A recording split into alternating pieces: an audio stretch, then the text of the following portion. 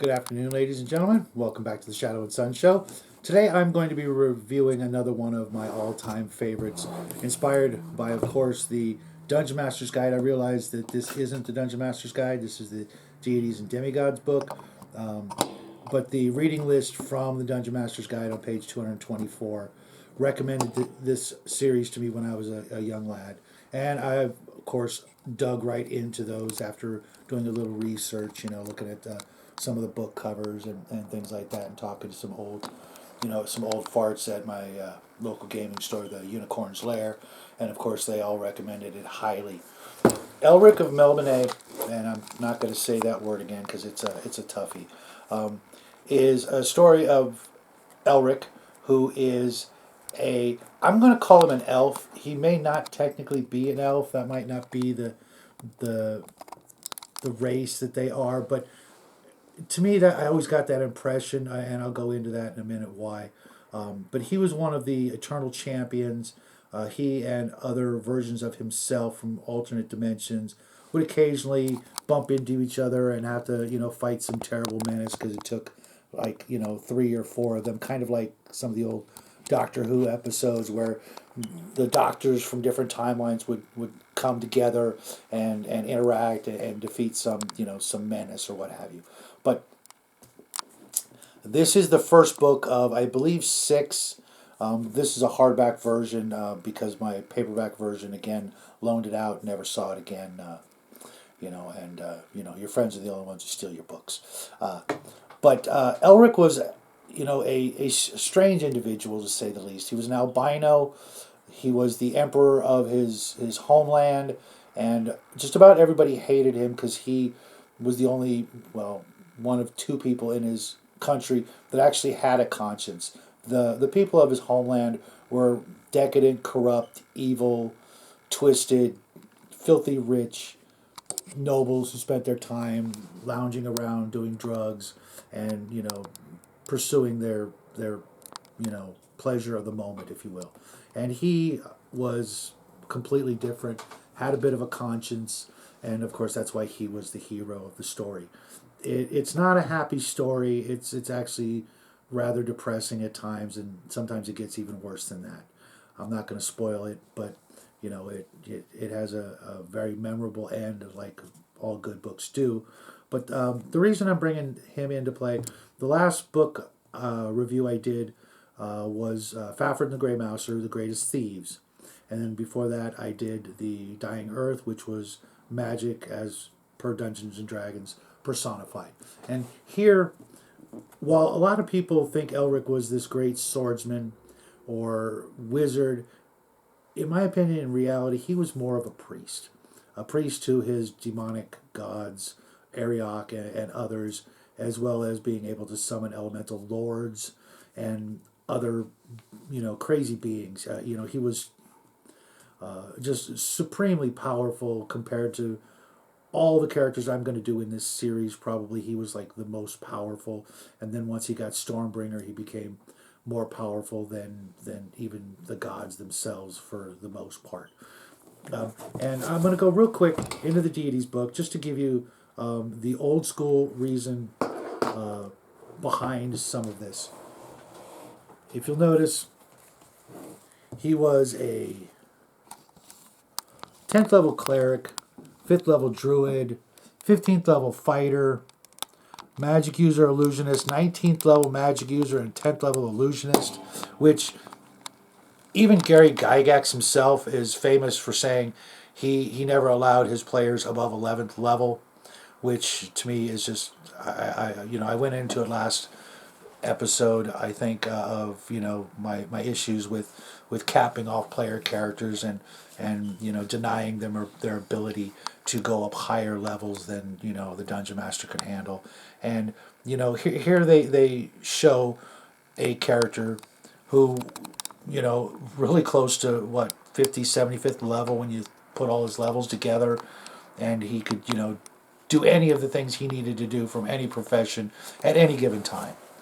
He didn't have any limitations. He couldn't suddenly not be able to cast a spell because he was wearing armor. So that's why I thought he was an elf, as per the oldest of old rules. He could use any weapon he liked without preference to his religion, so to speak. He could, like I said, summon his gods pretty much, with very little chance of failure because, it always happened. And most priests, they're lucky if they get a yes or no question answered. He would then go on to, fight crazy monsters, crazy situations, powerful enemies, powerful adversaries. The NPCs were always high level. His companions were high level. Everything about it just screamed high level. And if you notice over here, I actually have a copy of the Stormbringer game and the Elric game. I'm not going to pull that out because it's just this says it all. Here you have a game that was based in the world of Elric. It's a role playing game by Chaosium. I've had this for a long time, and again, characters not weak, no limits. You're running around in Michael Moorcock's world of absolute high level craziness all the time. And, again, for those dungeon masters who are having trouble with, coming up with threats and adversaries and challenges, go back and read a book.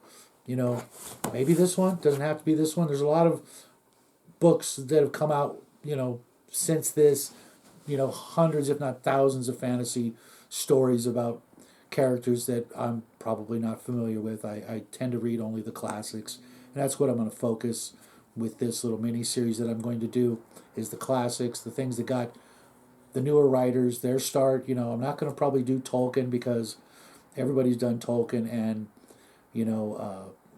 it's been done to death. I may later on go into it, some of his stuff later, but I really don't see a point. The movies are out; they were fantastic to a point. And if you play Dungeons and Dragons and you haven't seen Lord of the Rings or The Hobbit, I can't even imagine what that would be like.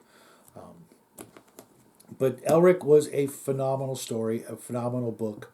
It really was one of the best, especially of the I think it was called the New Age or the New Wave back in the day of a style of writing and a thought process about characters. It's kind of like how Clint Eastwood was the new version of the Western hero compared to the John Wayne and others of his era. When Clint Eastwood came along, it changed everything.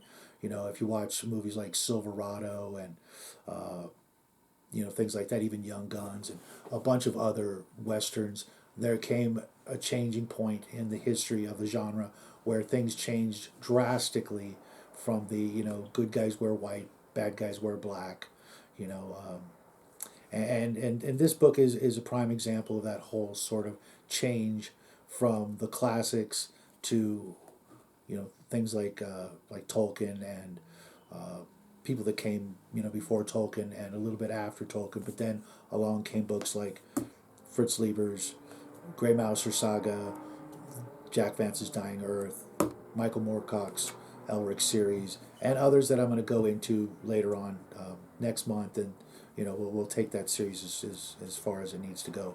But I'm going to like I said, focus on what I call the classics, even if they're from both of those eras. A great read. I recommend you grab a copy if you can.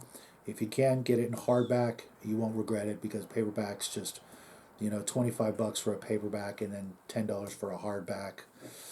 The math is pretty self-evident. I'm going to go with hardbacks for the rest of my collection if I can. Obviously, some stuff, it'd be easier to get a paperback. But I really hope you guys enjoy this book. Let me know your opinions on this. If you've ever played the Elric or Stormbringer game, please, hit me up and let me know about it, because I was a player in this campaign. I wasn't a dungeon master, and I have some concerns about maybe running this game in the future. I'm not going to part with it. I'm going to hang on to it because it's worth a small fortune. I could buy an entire collection of other books if I were to ever sell this, and by the time I'm no longer with you guys and my son comes into possession of this, he could sell it and put a down payment on a house somewhere. But until next time, folks, I hope you guys enjoyed the show. I love to hear from you. Of course, we love you, and we will see you tomorrow with a very, very cool craft inspired by one of our favorite YouTubers out there, Armstrong. This is it. Make sure you're ready. I hope the little guy's ready. I'm ready, and we will see you guys tomorrow. Good night.